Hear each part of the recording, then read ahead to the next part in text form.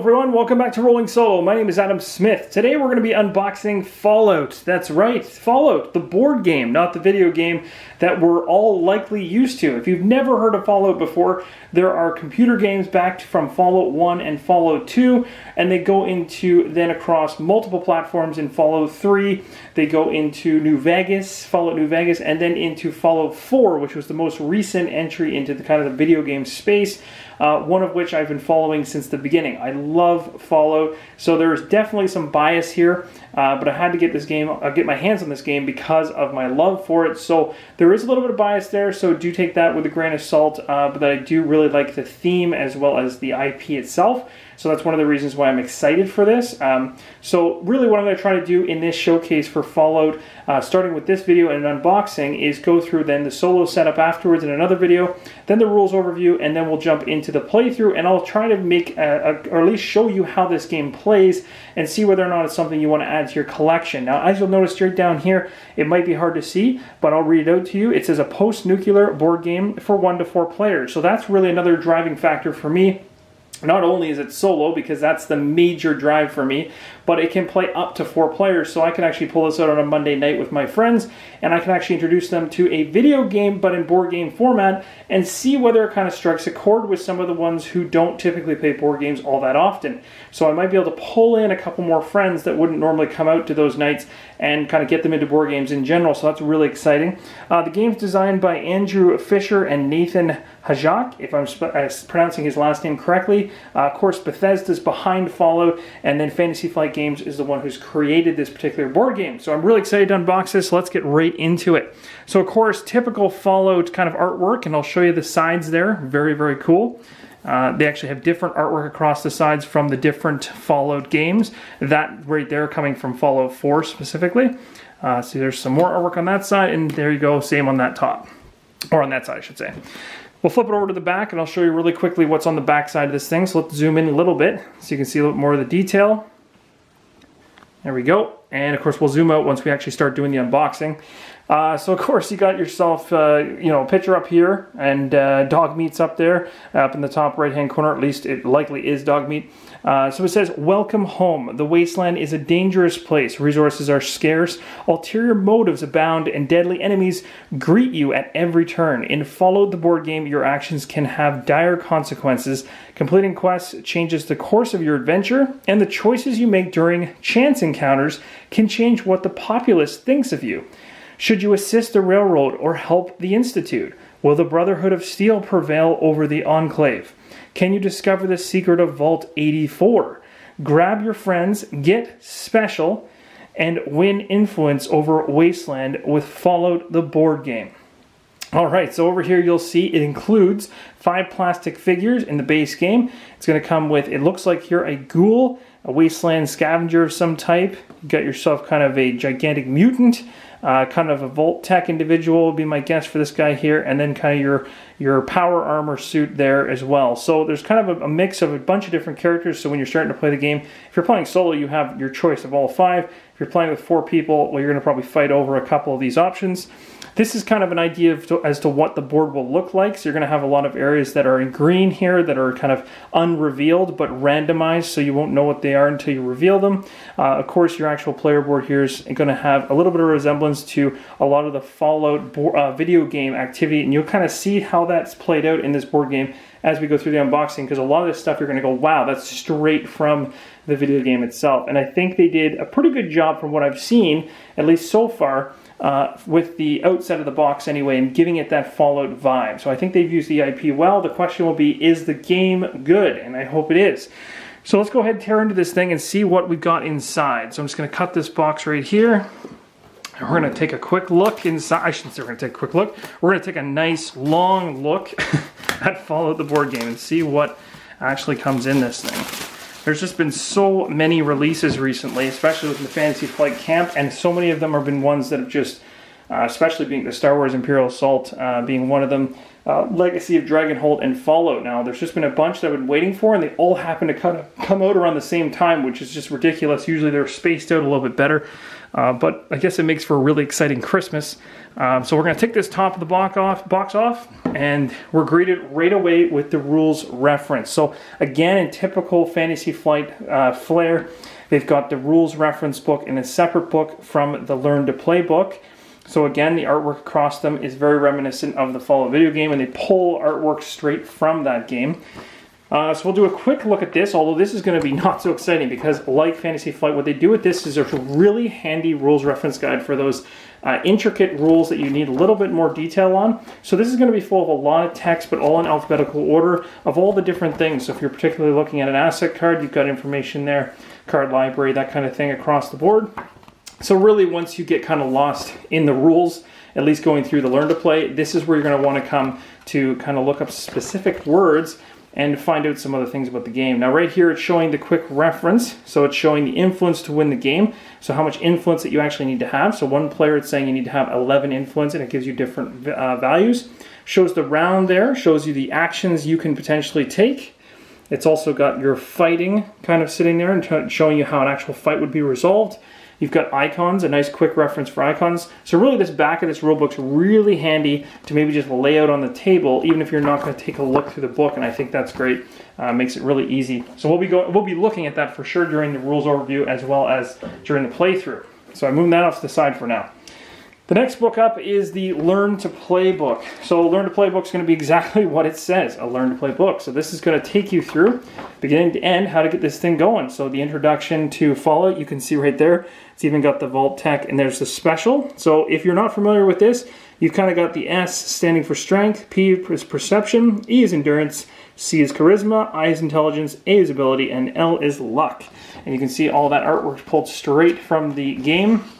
Again, like typical Fantasy Flight rule books, they always lay out their components. You can take a quick look through to ensure that you've got all the components you need to have before you get started. Then there's a really good setup here. So you can see it's going to go through setup from 1 all the way down to 4, and then 5 on the far right over here, if you can see it, and then all the way down to 9 or 8. Now if I take a quick flip over, you're done. So this is your setup essentially. So what I'm going to be doing in the video following this, we'll be going through these two particular pages where we're going to actually set the game up. I'm going to show you how to get this thing to the table in the quickest amount of time so you guys can get playing. This one here shows the game round. It's obviously going to show exploring actions, resolving a turn, move actions. Really this is going to go through how you play your turn. You can do quest actions, you can do encounter actions, resolve encounters, all that good stuff. And the rulebook isn't really that big. It's not too bad. So total pages, you're looking at about 15 pages. And of course the back page gives you 16, but there's just, for the most part, credits and a little bit of artwork there. Blast radius. Fun for the whole family. All right, so this, oh, that looks so cool. Okay, so first off, the coolest thing about this, and I've seen this in a couple of the videos that I've watched for Fallout, is these bottle cap tokens. They just look so cool. Now, they might not look that cool on camera right now. They're kind of like, that's just bland. Bottle cap tokens, they don't look that exciting. If you're not familiar, bottle caps inside of a Fallout video game are like currency. It's the money of the game. It's the backbone of the economy. It's what essentially is around. So if you were to swig back a Nuka-Cola, you take the cap off when you swig that cola and you keep it, it actually counts as currency. So they've obviously pulled that into the game. They're giving you cardboard versions of that. However, I have seen online that there are some really creative people that have created legitimate Nuka-Cola caps, and they sound like they're obviously bottle caps. They sound incredible, and I think I'm going to probably try to get my hands on them. I probably won't have them in time for the playthrough, but I just thought, I'd mention that because I think it's pretty cool. So the first thing you're going to do is go and grab this gigantic pile, and I'll give you a better look at those tokens now. So even through the plastic, you can see they even have the nice grooves along the edge. So even if you're just using the cardboard ones, they're going to still feel like a bottle cap, at least on the edges. But of course, it's still cardboard, so it's a little bit of a lie. Of course, you've got your actual tiles here. So they're going to be actual for different areas. And as you can see, each tile is broken up into many different sections. There's Vault 84, for instance. You've got the Super Duper Mart. You've got like Crossroad Camps. And you've got Ashbury Road. So a lot of this stuff people are going to be familiar with. If you've played Fallout at all, this stuff's going to come right back to your memory in terms of locations. So that's cool. If we get a chance, we'll actually rip those open and I'll show you more. So for now, we'll just continue going through the components. The other thing that's really cool you're already seeing here is it says please stand by. So that's the insert that is typical within Fantasy Flight games. It either gets turfed by most people or left in. I'm probably going to leave it in at least until the game expands. If it decides to expand, then I might turf the insert. We'll see. So we got miniatures. Let's take a look at the miniatures because I think that's pretty exciting to see what these guys look like. And they, wow, these guys are actually pretty big. These are pretty big miniatures, and they actually look quite detailed too. So let's take a quick look at these one by one. So here's the first one, and again, I'm not going to be able to name these off 100% correctly, but it looks like an individual straight from the vault. So that would be my guess anyway. He's got some pretty good detail, not bad at all. So if you're going to go ahead and want to paint those guys, you're going to have fun with that. You've got a ghoul here. So the ghouls, well, they look like ghouls. They're basically walking corpses for the most part. They pretty much haven't had the best, and radiation has really messed with them. Of course, you've got the even bigger monsters in the game, which are pretty scary looking. Actually, the detail on that one's pretty phenomenal. I think being that there's only 5 individuals in this one, it might be really tempting to paint these ones because there's really not that much effort that needs to go into it. So that's the third one. And then this one right here is kind of like a scavenger, I guess. And I'll have to take a look through the cards to figure out what the actual official names for each of these 5 are. But again, detail on these guys, I'm pretty happy. I'm very happy, actually. They're quite detailed. So I think painting them is going to be worthwhile. This, oh man, that armor, I tell you. And he's holding some type of plasma Gatling gun or some type of Gatling gun. I forget what that's called. I should know that off the top of my head, but essentially that thing just launches some absolutely vicious weaponry. But this thing is power armor, but it's the detail on that one is really cool. You can see even all the little spots in the back for all the mech and stuff like that. That's pretty cool. Anyway, moving on. Next up, you get a bag of pegs as well as dice, Fallout dice, and this is really cool. This is something that I also saw when they first announced it and thought it was really interesting. Now, the pegs aren't going to make any sense right now until we see a little bit further into the player boards, but essentially the dice are awesome. So they have absolute Fallout feel to them. You only get 3 of them, so there's not that much in terms of dice in the game, but you don't need that much. So let's take a look at the dice here for a quick second, just a little bit closer. So you'll notice there, it's kind of got the VAT set up. So basically you can kind of see that there's like a torso section on some of them, as well as these little kind of pips or splash damage type markers on them, which are to the left and to the right. This one even has a full body except for the head being hit, as well as those 2 little dots. I'm not sure what they actually refer to them as in this board game, but essentially that's going to be the damage that comes back to you on attacks. So essentially the dice are resolving not only your hits towards enemies, but also the hits you're going to be taking back towards yourself. So that's a really cool mechanic, as well as certain enemies are going to be weak in certain parts of the body.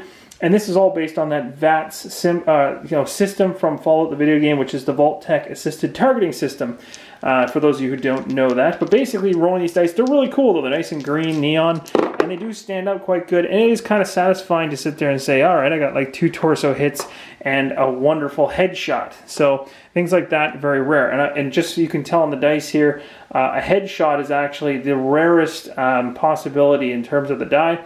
At the 1 in 6 chance. I believe the torso you can hit on 1 of 3. Yes, 1 of 3. Legs are on the bottom. You got arms, legs, head, and 3 torso. And then one that's kind of like a massive merge of all of them, really. So those are kind of your odds and stuff like that. I have heard that I think the average roll, I believe in regards to those little kind of pip things or explosion markers for the damage, I think those things, the average roll is 2.5 or something along those lines based on how many are on the dice. But that's kind of here nor there. Doesn't really matter at this point. We'll talk more about that when we get into the playthrough. So what else is inside this box of good Fallout fun? Let's go right to here. Now what we're seeing here is, now I'm not even sure yet. So let me just crack this open so I can make a little bit better of a idea of what these particular ones are. This is likely, my guess is that these correlate to the missions within the game. So the missions come with something called the Capital Wasteland. I shouldn't say something called, I know exactly what that is, but for those of you familiar with Fallout, the Capital Wasteland, it includes the Brotherhood of Steel and the Enclave as the major 2 parties involved. You've got the Pit, which has rebel slaves and slavers. So what you're going to find across all these is a merger of different Fallout locations and or personnel across the video games. So if you're familiar with them, you'll be able to pick out which ones are from Fallout 4 versus Fallout 3 versus New Vegas, that type of thing. This one here is the Commonwealth. So you got the Railroad Group and the Institute. And then, of course, down here you got the Far Harbor and the Children of the Atom. Very, very cool. So you can see it comes with 4. Now, my guess is that there's 4 main missions in the box. And likely, being that this is Fantasy Flight, there will likely be expansions to this in the future, probably based on how well it does out the gate. So there will be more than that. And I know the replayability is pretty big here. I can't say for sure whether there's just 4. So that's just me kind of talking off the cuff based on what I'm seeing here. We'll check out a little bit more about and how much. And these are kind of like the overall missions. We'll see what happens when we actually get into the rule book and the mechanics of things. So there's a whole bunch of cards. That's one thing I can tell you for sure. So let's start off with a small deck of cards. Of course, it's got that fantastic Fallout art that I love. So when I go through these cards, I'm probably going to get a little too excited as I go through them because, again, like I told you guys earlier on, I do have a bias in terms of the Fallout IP. So the other thing to really make mention of, guys, the fact that you know, if you're really into Fallout, this game's really going to get you excited. Because I'm already way too excited just opening this box. You know, deep down in my heart, I can't tell you how excited I actually am. It sounds kind of weird, but I am. But there's going to be people here that don't really care for the Fallout brand and are really only going to pick the game up if the game's good. I'm kind of riding the line on that right now. So I like the IP. I like what I'm seeing. Art and style-wise, next step for me as to whether this stays in my collection is whether the game actually is fun and works. So I'm going to go through these cards one at a time. Not every card. I'm not going to sit on them forever. But essentially you have a whole bunch of cards right here, and I can't really speak to what these cards actually are just yet. So I'm really just giving you kind of a visual idea of what to expect inside. So these are all kind of in a similar vein, but every card seems to be different. There's maybe a few of them that are same in there. These are straight up items, so they're very easy to distinguish. You've got the, that's awesome. So you got some drugs in there. You got jets. We're very familiar with jets from the video game. Radaway to deal with your radiation. Stem packs for your health. The GECK or GECK. That's awesome. So this is the other thing that's really cool too is going through these and realizing all the characters that you remember from the video game are kind of incorporated here. I shouldn't say all of them, but you know, a large majority of them are going to be there. Also weapons, plasma guns, sniper rifles, you got combat armor, formal wear, stuff like this. What's really cool about the game is it always relates back to one of those special things that we'll be talking about later. So specials broken up into the letters, so SPECIAL, and so you can see here C being for charisma. Obviously wearing formal wear will give you charisma bonuses. So, and there's a whole section on that within the rulebook we'll talk about when we get into the playthrough. iBots, Preston Garvey, a lot of these, oh, Codsworth, I remember that guy.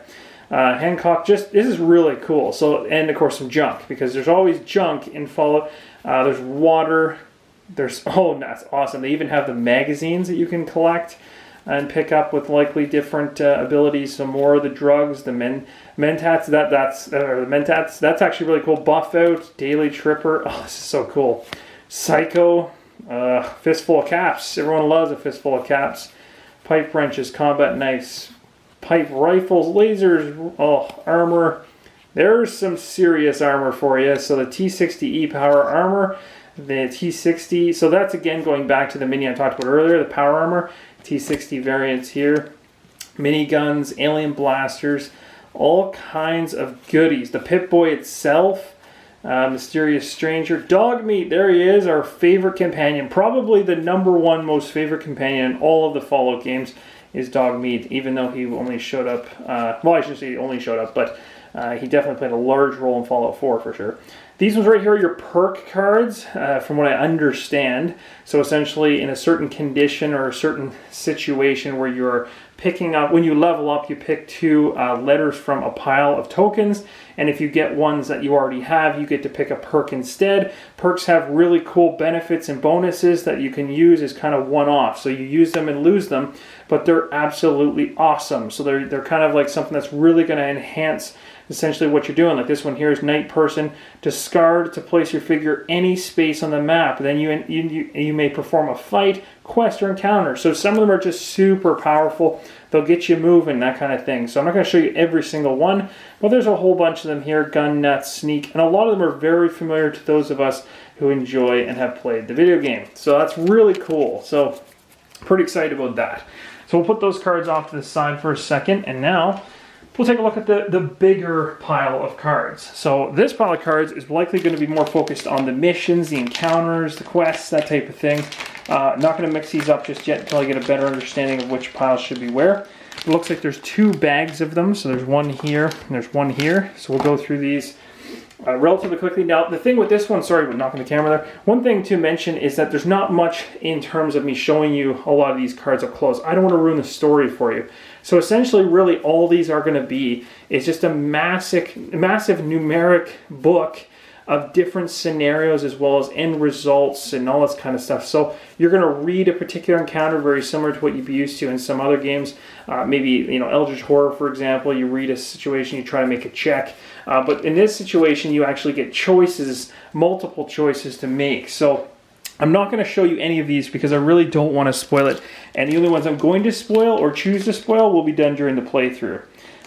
So what we're going to see here in the next deck is going to be probably the ones that should have started from 72 forward, because this is the deck from 73 onwards to about 150. So I think there's 151, I want to say, cards in here. 159. That's crazy. Okay, so again, yeah, right off the top you got a bunch of cards, very different. I think the backs on these ones are different than the normal, so depending on where you are, there's the vault one. If you get to vault 84, these ones are for more likely maybe town situation. Oh, there you go. So there's 2 different types of decks like this that we'll talk more about in the setup that are on the top half of the deck, and then it gets right into the main meat of the game with these ones, and it goes from 1 all the way up to 159. So again, exact same situation as the other one, just tons and tons and tons and tons of quests that all either link together or individual side quests, all kinds of good stuff like that. And of course, later in the future, wouldn't be surprised if we see expansions to this that just increase that number and make it more absurd.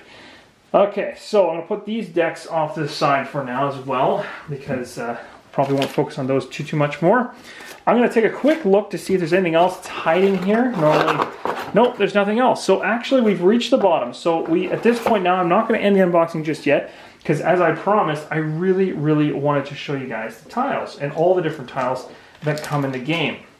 So let's take a quick look at this pack of tiles right here. We're going to actually cut into it, and I'm going to show you essentially what to, or you'll expect. Now, just so you know, before I cut into it, you've got yourself maybe, that's about 6 tile sheets, essentially, to go through with this particular base game of Fallout. And I'm really hoping that if this game is as good as it looks, or as good as it looks in terms of a solo experience, I'm really hoping that they expand this one, because I really think it would be a really fun one to build on. They've got so much content they can draw from between all the different Fallout games. They could really add to this and make it really special. Get what I did there? Okay, bad joke. All right, so let's go. Come on.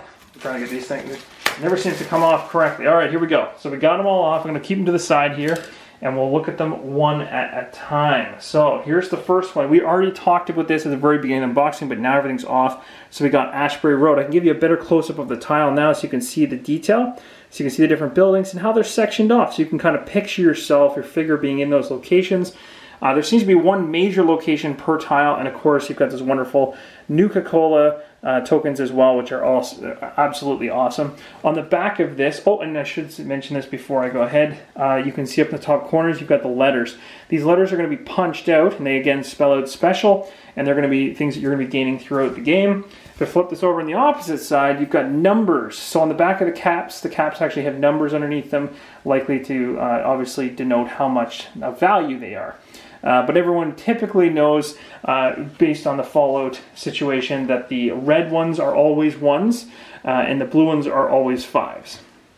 All right, so, and of course, if I'm noticing here on the back of this particular one, it's actually a little bit different because it's two-sided. So this one here has Crossroads Camp on one side, and then the opposite side it has Crossroads Camp again. So this might be one of the central locations, but these other ones are green, and it keeps it more randomized. So that's interesting. I don't know, maybe Crossroads Camp, like I said, will be more of a starting tile. Who knows?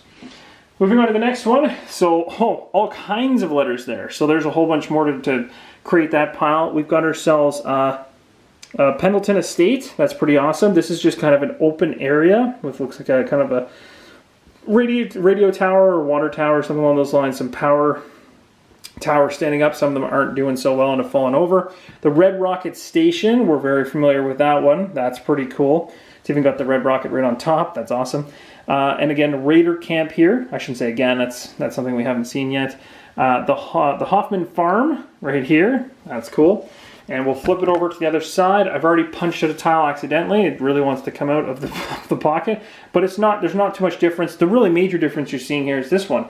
We're starting to see red tiles now. Those tiles denote tougher terrain, tougher areas. And as you can see, this particular area, I don't know what makes it tougher, but I am noticing that there's different symbols of monsters on these particular tiles. Maybe this denotes a stronger type of monster would show up there.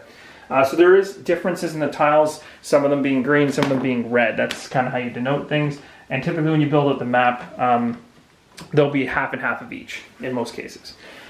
Moving on to the next one, we got a little bit different tokens actually. So these are going to be running into the monsters. So these are the backsides when you set up the game. This is what you'll see face down, and these are the different types of monsters that we were seeing these different type of icons on the actual grid. Like there's a skull, for instance. So this guy would potentially land here. This is the tower here. We've got the Robco factory up here in the top. We've got absolutely nothing up here, just an area. And then we've got the Super Mutant Camp over here and Vault 109 right there. That's pretty cool. It's kind of buried into a gigantic crater. You've got some other tokens here I'm not too familiar with, but if I flip these over, you're going to start to see some of the actual monsters in the game. So it's got things like the Rad Roach, the Raider Scum, the Raider Psycho, Super Mutant Skirmisher. Excuse me, I almost died there. What you're noticing here in these tokens is that in the middle of the token there is there's actually an area that basically specifies where they're weak or what you're trying to attempt to hit when you make those dice rolls. So for instance, the Raider Psycho needs to be hit in the waist or torso area, and the legs in order to make connections on the hits. There's also some yellow area here letting you know if there's a bolt, it means they can be aggressive, and if you move into their area, they'll attack you. Some of them have these types of symbols with range, which means they can shoot from a distance, and stuff like that. If they're listed as gray, they mean something, green means something, and of course you've got red and yellow. So they all have different traits and things like that and how they activate and what they do. We'll talk a lot about the rules when we get into it. There's other ones up here. So we got the Mole Rat, we've got Mr. Gutsy, we've got ones like the Glowing One, Super Mutant Overlord, the Looter, and the Rad Scorpion. Over here we've got the wonderful Deathclaw that everybody's very familiar with and loves, the Boatfly, and we've got 5 more of those red tiles to divvy out, so that's pretty cool. I'm assuming this tile's going to be very much like the other one, but with more. So we've got, that's pretty cool. So we got the bridge here on one side. We've got the Haven. Oh, that's a really cool art there. I like that. And I like the way they're doing it on an angle. Diamond City, very cool. I'm starting to see a lot of the ones that I'm really remembering off the top of my head here. And SIT Ruins, or the Sit Ruins, and the Mill. The Mill that doesn't look so good from the inside right now. And of course, a whole bunch more enemy tokens. Let's flip these over and see. Some of them might be the same, some of them might be different. Yep, it looks like there's a few different ones in there. We got like the Feral Ghoul, the Regulator, some of them are Rad Scorpions, we've seen that, Super Mutant. The Death Claws again. Sentry Bot though instead. Stingwing, the Protectron Medic, the Bounty Hunter, and then a really nasty kind of elite enemy over there that I can't pronounce. What is that? The Yo-Gui? I don't even know. It's some kind of rat-infested rodent or dog. So let's see. Is there anything... Oh, and that's actually interesting. I'm just noticing now that those 5 are double-sided. So these might be based on the campaign missions. Maybe they're the starting points, or maybe they're the end points. I don't know. But either way, very cool. And then, of course, we get to the last one. Oh, these are nice. So you're going to get punch boards for the player boards, essentially. This is very different. So each punch board is going to be put together in 2 levels. So what you're seeing here is essentially you'll punch out one of these special boards, which then has a whole bunch of notches for where your rads are at, as well as where your HP is at. The way the game works essentially is if those 2 things ever touch or meet along the track, you die. So it's very much like Fallout the video game, where you're very much managing your health as well as how much radiation you're taking. And if those things ever connect together, you die, but you're not totally out of the game. You just essentially have to go again, but you lose a lot of your items and stuff like that, and a lot of bad things happen to you, but you still get to keep playing. These are just denoted for missions and quests and encounters. You use these to mark where something is.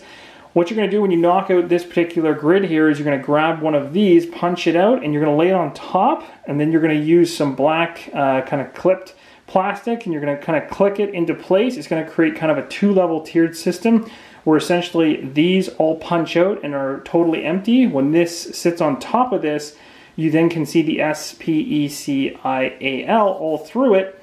And then when you actually gain those tokens we saw from the other sheets that were kind of up in the top left corner, when you get like a C, you'd actually put it into the board. And it actually has a slot for it. It won't slide around. It'll fall right into it. It looks very, very it looks really well designed. I liked it. I saw it and I was really impressed by that. So again, and then on the back of these things, just some fancy artwork. Of course, as your player boards, you'll probably won't be seeing much of that on the back side. And then, of course, you get another one here, because obviously up to 4 players can play. So 2 more player boards, bunch more tokens, bunch more Nuka-Colas.